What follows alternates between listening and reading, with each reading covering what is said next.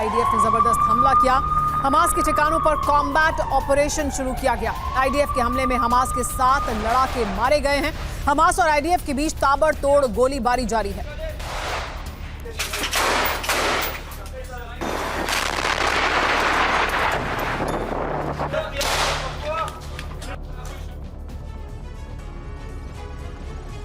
Hamas की शर्तें ऐसी हैं जो हमास के लड़ाकों के लिए कवच बन सकती हैं। बंधकों को रिहा करवाने के लिए इजराइल इस शर्त पर भी राजी हो गया है कि सीज फायर के दौरान ना तो ड्रोन से निगरानी होगी और ना ही किसी तरह की चेकिंग या गिरफ्तारी होगी। ऐसे में सीज फायर के दौरान हमास के लड़ाकों और नेताओं का उत्तरी गाजा से भागकर दक्षिण गाजा जाना बेहद आसान हो गया है। इजराइल की वॉर कैबिनेट में इस शर्त का विरोध हो रहा था, लेकिन पीएम नेतन्याहू ने इशारा दे दिया कि इजराइल के पास सर्विलांस के लिए ड्रोन के अलावा भी कई और तरीके हैं। यानी सीज फायर से सिर्फ हमास नहीं बल्कि इजराइल को भी कई फायदे होने वाले हैं।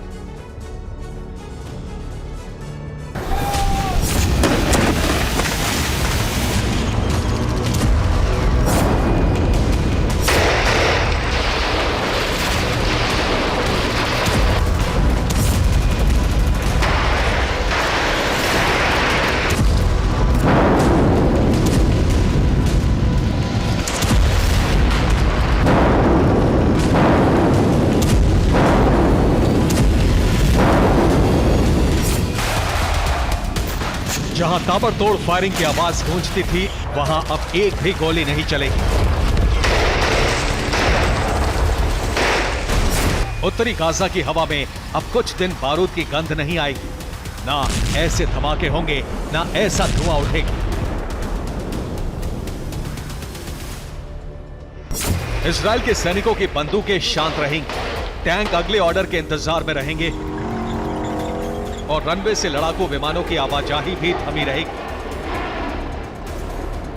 सीजफायर तो शुरू हो चुका है, लेकिन अभी ना इजराइल के बदले का जुनून खत्म हुआ है, ना ही हमास को बख्शने का इरादा है। बस अपने लोगों को सही सलामत हमास के गिरफ्त से निकालने के लिए इजराइल ने सीजफायर की शर्तें मान ली। हमास और इजराइल दोनों के लिए सीजफायर का हर पल बेहद अहम है।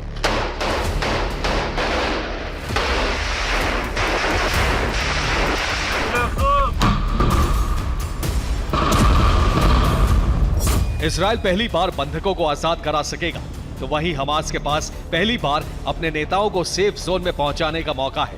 इजराइल को सीज फायर से कई बड़ी जानकारी मिल सकती है, तो वहीं हमास लड़ाके सुरंग से निकलकर भागने में कामयाब हो सकते हैं। इजराइल दुनिया को कह सकेगा कि उसने मरीजों, महिलाओं, बेगुनाहों को निकलने का मौका दिया। हमास को फिलिस्तीनी कैदियों को इजराइल से छुड़ाने में कामयाबी मिलेगी।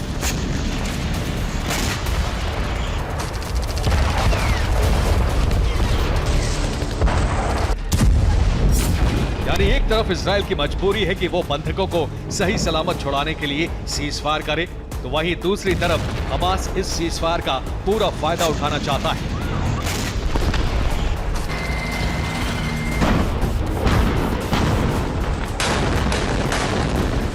इजराइल के हमले के बाद से ही हमास के लड़ाके जहां तहां छिपे। इजराइल के टारगेट पर कमांडर्स और हमास के नेता हैं। अब हमास की मंशा क्या है, वो इन दो शर्तों से समझा जा सकता है।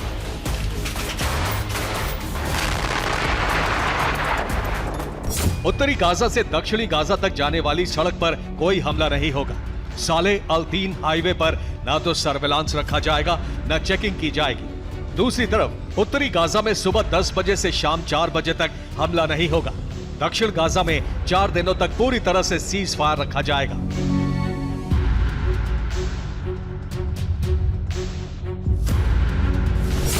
ना ड्रोन से निगरानी, ना हाईवे पर चेकिंग, ना इजरायली सैनिकों की चौकसी। यानी हमास चाहता है कि उत्तरी गाजा से दक्षिण गाजा जाने वालों की पहचान ना की जाए। यही वो शर्त है जिससे हमास की प्लानिंग का अंदाजा होता है, और इसी शर्त की वजह से सीज फायर की डील कई दिनों तक नहीं हो सकी। मुद्दा इजराइल की कैबिनेट में उठा कि आखिर हमास को इतनी बड़ी छूट कैसे दी जा सकती है। इसके बाद पीएम नेतन्याहू ने कैबिनेट को भरोसा दिया। इजरायली पीएम ने कहा, इजराइल के पास सर्विलांस के कई और तरीके हैं। बंधकों को छुड़ाने तक हमास से जंग जारी रहेगी। जीत हासिल करने तक हमास के खिलाफ जंग जारी रहेगी। बंधकों को छुड़ाने के बाद भी आईडीएफ का मिशन चलता रहेगा।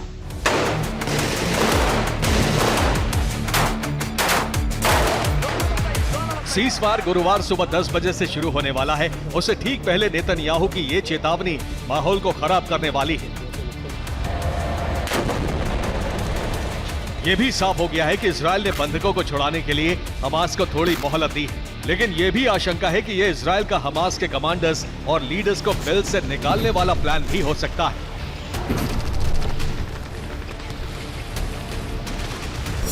अब अगले 4 दिनों तक हमास और इजरायली सेना के बीच आंख मिचौली का एक ऐसा खेल होने वाला है जिसमें इजरायल को अपनी तकनीक, अपने जासूसी नेटवर्क का जमकर इस्तेमाल करना है।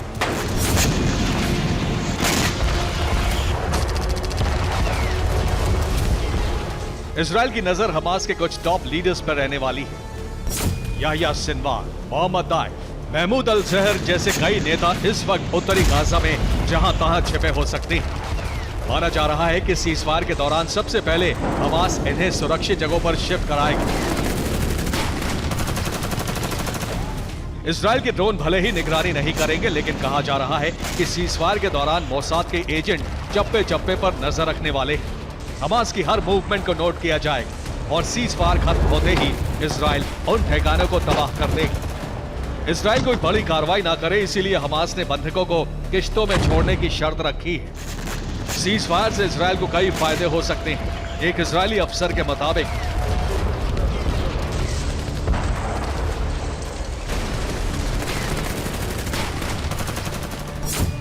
हमास हड़बड़ी में कई बड़ी गलतियां कर सकता है। हमास की कई सीक्रेट सुरंगों का पता मिल सकता है। बंधकों को छिपाने वाली जगह का पता चल सकता है। हमास के कई बड़े कमांडर्स का ठिकाना पता चल सकता है।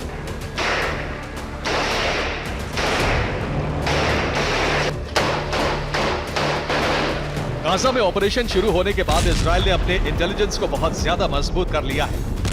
हमास के ठिकानों का पता लगाने के लिए मोसाद के कई एजेंट तैनात किए गए हैं।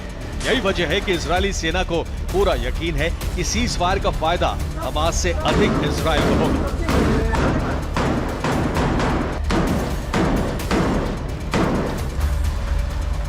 इजरायल के यकीन और तेवर से तो यही लग रहा है कि सीज़फायर के बाद एक जोरदार बारूदी तूफान आने वाला है, जिसमें इजरायली सेना सटीक टारगेट पर प्रहार करेगी।